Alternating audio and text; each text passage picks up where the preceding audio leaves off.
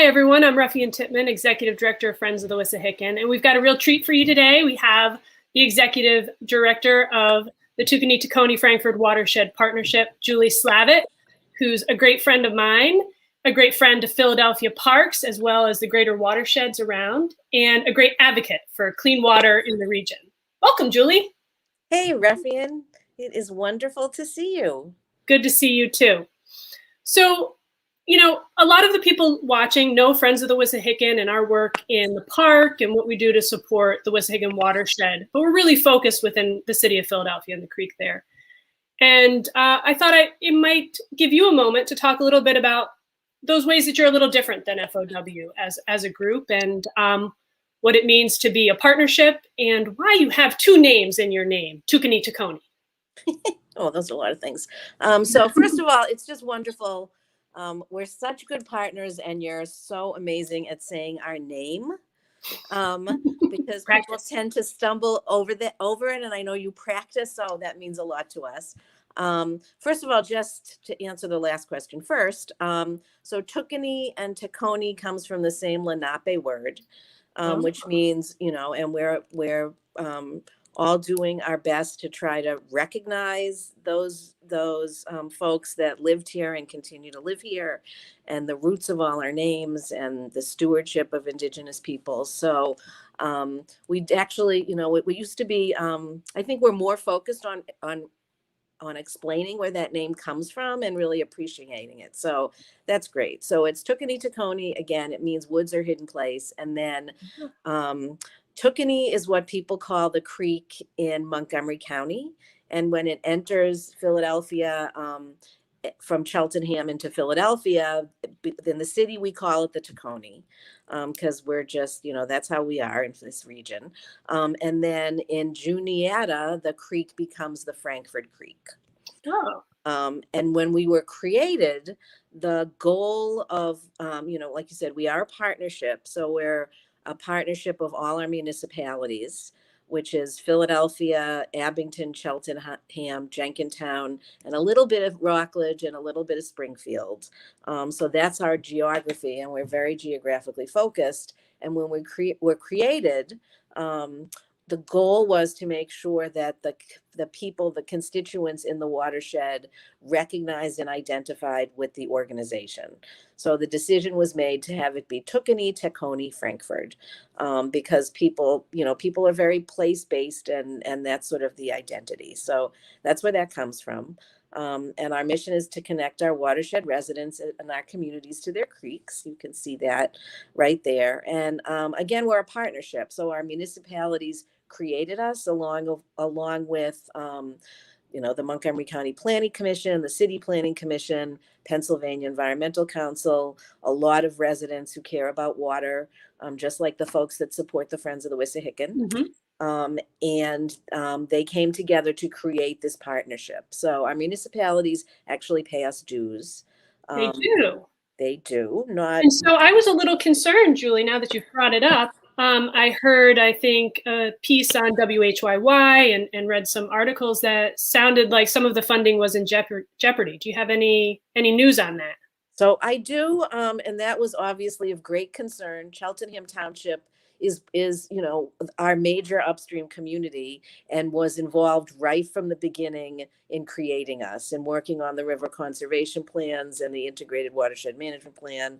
And you know, people have changed, communities are under a lot of pressure. Sure. And you know, the good news is that people in Cheltenham, you know, our constituents in Cheltenham, people who care about the creeks in Cheltenham and water, really came out in a very big way and contacted their commissioners. Wow.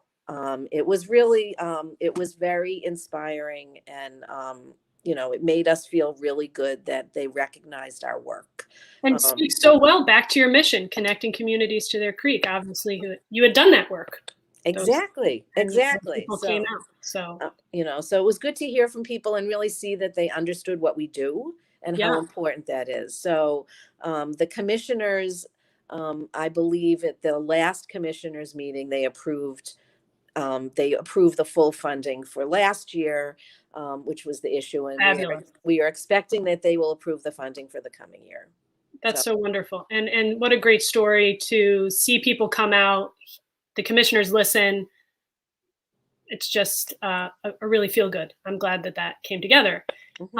But all that is to say, I'm sure folks, if you're listening and you're saying, wow, there's money coming from all these partners, municipalities, it's still just the base. So people should still send you checks, right? And visit your website and become members and donors and all of that, because. Yes, thank you, Ruffian. You're welcome. Always the best at emphasizing that, that it is just a base, and we need to, there's a lot of work to do. So we need funding to not only, keep our lights on and our internet on and our social media and all, and our, make sure we can get people around. All those things cost money. So we are always looking for support. Excellent. And so we have a nice slide here of the watershed. We've talked about the townships, and we've talked a little bit about the funding. But so what do we need to do in this watershed? And when we talk about the people that are there in your office and the resources that I think when the investment was made, the expectation is it's going to leverage more, and it has. And there you've had some great projects. So what do you think are the big issues of the day in your watershed? And maybe we can talk a little bit about some of the efforts to date. Yes. So, we face the same issues that all of our watersheds face, just like the Wissahickon, and the Pennypack and all our friends in those watersheds, which is really impaired water quality. A lot of runoff, a lot of runoff pollution. We all face that. That's the major issue that this area faces. And in the city, because of all that runoff, we also face, combined sewage flows into the Tacony Creek, an average of once a week. That's a lot. It is a lot. It's really astounding. And, 50 years after the Clean Water Act, it really should not still be this way. This combined sewage overflow, that this is an amazing picture. That gate, that opening is what the former Wissahickon Creek. So don't anybody go there without me, but we don't want you to, it's not a safe spot to be. Yeah, no, it's not, really, folks, take her seriously. It's not safe to explore these or do anything. Just enjoy this photo and listen to Julie's good words here. Enjoy this photo. And we do monthly tours if people are interested with stakeholders. So you get to see this, but not as close as, in a safe way. So this is the former Wissahickon Creek. Which drains, I think it's the biggest sewer shed in the city. So, the Wissahickon started way up at the Aubrey Arboretum. Yes. So this is Germantown, Mount Airy, a lot of neighborhoods. And as we created our sewer systems, this creek became a sewer, an enormous sewer. And, one of the sort of impacts of all the piping is that a lot, there's areas in Germantown and Mount Airy that flood because they were significantly and dangerously. Yes. It's a real issue that the water department and other agencies are really looking at. There's a Germantown flooding task force.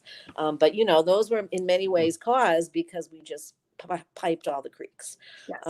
So this is, when it rains again, combined sewage comes out of here. And, we are working hard to really push for additional funding and for ways to prevent this from happening. So it shouldn't be happening as often as it is or at all.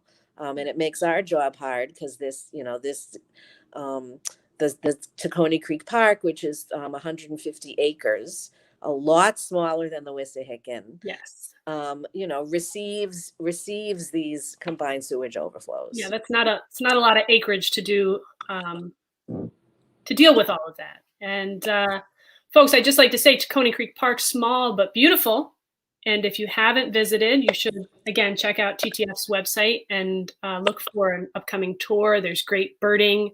A lot of activities. I think almost everything you do is bilingual in English and Spanish. And I also would say that TTF has really led the way in that, and FOW's tried to do a little better, making our programming more linguistically accessible. Mm-hmm. Here we are, some photos of Tacony Creek Park, a beautiful path. This must be along the creek there. Yep. And and then, some of the pictures of what we all face. we all face. It's everywhere. Which is, short dumping, which is, people, who in many cases, I think we're seeing more of this because of the pandemic definitely. and because of poverty, people who are just dumping their belongings when they get evicted or. For sure, we've had, problems with trash pickup around the city, but short dumping's been an issue for years with perhaps contractors and other folks who aren't looking to dispose things in the proper way. So it's always helpful when people report it, 311, and also to partners like TTF and FOW to follow up on with our partners at the city. Mm-hmm. So plug for that. Ruffy, and one of the things that you asked that I didn't answer was just to talk about sort of how FOW and TTF are similar and different. Yeah. And I remember when I started at TTF 10 years ago being very confused. So, so we are very much like the Friends of the Wissahickon, and we want to be just like the Friends of the Wissahickon in many ways. In that we steward a park that is owned by the city. Correct. Managed by Parks and Recreation with a creek that runs through it. That's the focus of the water department. Mm-hmm. So we have a contract with the Philadelphia Water Department for our focus work on Tacony Creek Park. Excellent. For community engagement and outreach there. So that's, one way that we're really similar to the Friends of the Wissahickon. And then we are similar, but different from our friends up at Wissahickon Trails in that they are a land trust. Right. So they're not a friends group. They're a land trust, and they steward property. They own property. Yeah, they own property that they steward. Exactly. And you're stewarding property you don't own, both in the city and outside of the city in Montgomery County. Exactly. So stewarding property you don't own, as we know, is pretty challenging. You have to be very charming. We do, the other thing that we were talking a little bit about is sort of our upstream work. And we have been doing restoration for a long time. We are part of the Delaware River Watershed Initiative of the William Penn Foundation. Mm-hmm. A foundation that supports both of us and a lot of really great work. And because of that, we have been able to really get a lot more projects done. So our focus over the last 7 years has been the Germantown Creek. Okay. And these pictures show some of that restoration work. So what's going on here? I'm looking at, so can we go back to the first one there? Thank you. So this is at the one on the left. The one on the left is Ethel Jordan Park, and the one on the right is Applethorpe Park. Again, our focus is the Germantown Creek, which is a little headwater creek of the Tookany. And the idea is that we really want to focus on an area so that we can measure impact. So, we can all do a lot of projects. Right. There's need every place. But the idea was that if we can focus on this little headwater creek and look at volume and try to manage volume and velocity, that what comes out of this creek over time and goes into the Tookany will be cleaner, less, and less of it when it's raining. So these are projects. The one at the top is at Ethel Jordan Park. So that's Abington Park that is right along the Germantown Creek. And there's a big buffer planted there and 2 rain gardens. Excellent. And that is a beautiful spot. It that just shows how big the construction was. Right. It's always scary, right? When middle of construction is always my terror time, where it's like, wow, everything's all torn up, and then you get this beautiful end result. So you just have to be brave. And it's especially scary for me because I'm not an engineer or a scientist and haven't had this level of experience. And luckily, we have a very skilled project manager who always invites me to come out to site visits when the contractor gets started, and I try to as much as I can. But I've learned over time the things I need to look for, but I'm far from an expert. The right picture is at Applethorpe Park, Okay. which is a big, beautiful park in Abington Township that we're really focusing on. And that is a bioswale that was installed and planted up next to the parking lot there. Yeah. With something crazy like 2,500 plugs.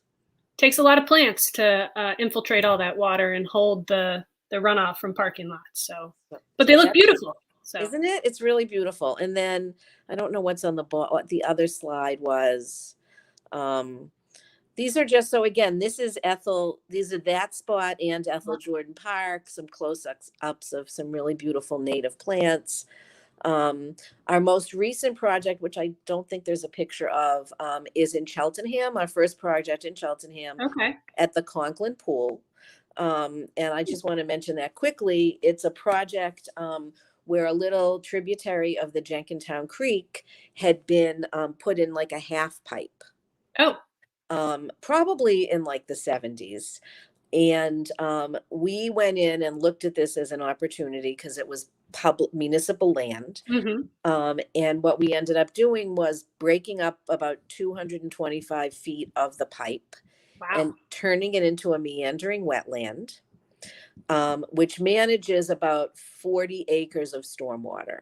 Wow. So I promise if I'm ever on again, I will bring pictures. Bring photos. And we'll follow up if folks are interested, or if you're in Cheltenham, is it something folks could drive by?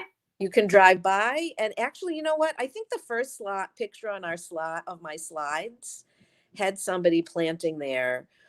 So this was a project that was constructed pre-pandemic and then shut down. So we found ourselves driving by and looking through the fence. Really terrible. And then last October, it was planted by citizens, socially distanced, wearing masks. And I think there's a slide of a woman, there it is, of one of our wonderful volunteers, Dottie Baumgarten, planting along this new beautiful meandering creek. And as you know, Ruffian, this is, people don't know what this is going to look like. Right. They're concerned about losing turf grass and things like that. And people have, we did a lot of community outreach and explained it to people and marked out the spot where it was going to be and everything. And since then, the people who go to this really lovely pool with their families have been delighted because there's more birds and butterflies and really beautiful plants. You've brought more nature back. And it's not, trees are wonderful. We love trees, but they're not the only nature. And so these wetland areas and the meadows that we create and these buffers to our forests are nearly as important, and are, people love them. They're just beautiful and necessary. Great things. So let's talk a little bit. So a project like that doesn't sound like it's very cheap, Julie. It wasn't just you running the big equipment and what's it take to bring that project to conclusion? So this project was grants of about $175,000 from the National Fish and Wildlife Foundation and the Montgomery County Planning Commission. Awesome. Some funding from Tree Vitalize. You have to put together a lot. It's like a portfolio. We're like, I don't know, investment bankers, except for the environment. Right. You have to make a match. Yeah. You have to provide a match. Then you have to figure out where you're going to get things that some of these grants won't pay for. And the township provided a significant match for this. They're through their engineer doing a lot of the design and engineering. So that's wonderful. And as it's all these projects get done with multiple funding sources and as partnerships. Really great. Wonderful. So another thing that you've done is built up quite a profile as an advocate for the watershed. I know we've had some famous friends come to Philadelphia and advocate for clean water. And all of us in the community were jealous. You got to hang out with Mark Ruffalo and during his work. How'd that all come together? Oh, that was pretty. That was fun. And we actually celebrate Mark Ruffalo Day every year. We should, as you should. What day is Mark Ruffalo Day? We'll start celebrating it too. I can't even remember. It's in the spring. It's on our calendar, but okay. Good, good, good. I'm too old to remember all those dates, but we do celebrate. We have a sort of social media Twitter fest with our partners at the Academy of Natural Sciences. He came to visit. He's very interested in water, and he lives right up near the headwaters of the Delaware River. Oh. I believe in Callicoon. I was just in Callicoon. I didn't see him, but I know. I don't know where he hangs out. I can't tell you. But so that's where the Delaware starts, and right. that's so important. And he was sort of brought. I believe the William Penn Foundation and the Academy of Natural Sciences invited him to come down and learn about the Delaware River Watershed Initiative. So he spent a day touring. So we got to be on a small bus with him and his entourage. Nice. And visited a few different sites for him to see. And he actually went into the Tookany Creek in Waders. We have a volunteer water quality monitoring program that Excellent. he was interested in seeing. Yeah. So we all know how important that work is. So he got to go along and do that, with our volunteers and our staff. It was pretty exciting. I know those pictures are on our Flickr page. Yeah, folks, check him out. Very exciting, a great advocate, Mark Ruffalo, and we'll all celebrate Mark Ruffalo Day in the spring. And so mentioning that volunteer activity and your water monitoring, I wonder if we might wrap up kind of talking about your engagement work that's been going on in the park and around the park and in the watershed. Mm-hmm. We have some good photos to share. We do. So, we all dealt with the pandemic, and luckily we got to communicate online with our friends. I know Ruffy and I talk to each other online regularly with other women executive directors. Yes. We try to very supportive. Support each other, talk about how we were going to get through this. And we all did some really creative things. So we're all about connecting our residents to their creek. So we did some things that many of our partners are doing similar things. This shows we did a scavenger hunt in the park called Outside and Seek that we put online and handed out to people. We did the bottom there is a cleanup kit. All of our partners now do that work. The Fairmount Park Conservancy does that work as well.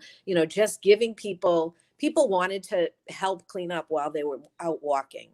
Definitely. I mean, we found it in the Wissahickon. It was also a really great realization to see that handing out those tools, giving people a mechanism to report back on what they've been doing and kind of do that service work on their own time has really opened up a big opportunity for both the organization and individuals to do more.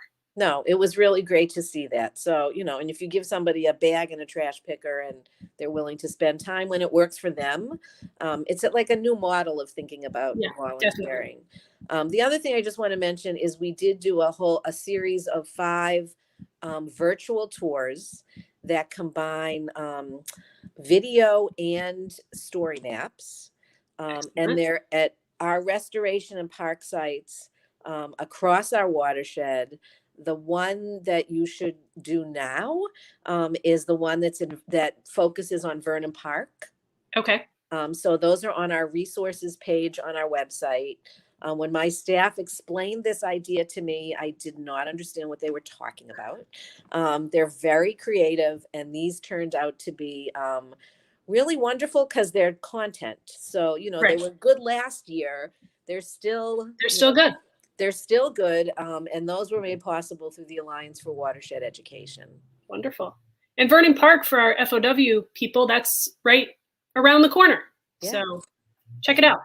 And I think we actually put signs there that have a QR code to get to the tour. Excellent. So you just open up your camera, folks, and take a picture, and then you'll get a little link to a website, and off you go. Learn about Vernon Park. Learn about it. It's a great park. It is. Beautiful trees. Mm-hmm. Amazing trees. All right. What else are you doing to engage? We've got that. I think I saw a bicycle with a big wagon or. Our Creekmobile. Creekmobile. Our Creekmobile. So our Creekmobile is it's right there. You can see it right there. Does it have ice cream in it? No, but everyone No. asks what flavor we have. It really attracts people because Yeah, people are really interested in ice cream. I they think it's are. an important thing. So there it is. You know, it's a big wooden box that's on the front of a tricycle, and it opens up. So we don't have a center. Right. You know, the Wissahickon is fortunate to have the Wissahickon Environmental Center. The Pennypack is a center. We don't have a facility, but we like to get people engaged and get their hands on stuff. So, Right. so this is, you know, it opens up. It has a fishing game. You can see there on the left is a young man fishing, Ooh, and there's actually magnetized fish I love that. and a lot of litter. So that it's a conversation about what belongs in the creek and what doesn't. Excellent. And then there's a sort of a built-in enviroscape as well to show how green stormwater infrastructure works. Wonderful. So I am not big or strong enough to drive that thing. So we won't find you up and down the trail on this. No. But we're always happy to bring it out to community groups and, you know, to get it out in the park. Seems really fun, a great conversation starter, and some really good education in your ice cream chest. Yes. Well, I feel like we've covered so much. Is there anything coming up right now that you'd like people listening to be aware of? Yeah, I think that one thing that we're very excited about is that we're starting a master plan process. So Congratulations. which is very, you know, as you know, it's really important and very exciting to be able to prioritize funding. And so that's happening. People can learn about that on the TCP Keepers website. And this is specific to the park, to Tacony Creek Park. Specific for Tacony Creek Park. Excellent. And then we have a lot of programs in the park that people are very welcome to, you know, come on over from the Wissahickon. Yeah, really, folks, you should check it out. I always think of Tacony Creek Park as a mini Wissahickon. You get that kind of what I think of an away experience at certain points where you walk in and you've been in the city and all of a sudden you can only see trees and the creek, and it's magical to know that right around the corner is the hustle and bustle of Philadelphia. So, and you get that at Tacony Creek Park. So if you haven't been, you should check it out, and you should support TTF. They're great friends. Exactly. Doing great work. Exactly. And all of our natural lands and our watershed parks in the city are such treasures for our air, our water, just the quality of life in our city. And it's groups like TTF and FOW and the Parks Conservancy and Riverfront North and all of our great friends across the system that keep it going, because we're not made of money here in Philadelphia. We are not. It was great to see you, Julie. This was fun, Raffi, and Loads of fun. We'll have to do it again. Exactly. I would love to do that. All right. You have a great day. All right. You too. Take care, FOW. All right. We'll see you soon, TTF. Bye. Bye.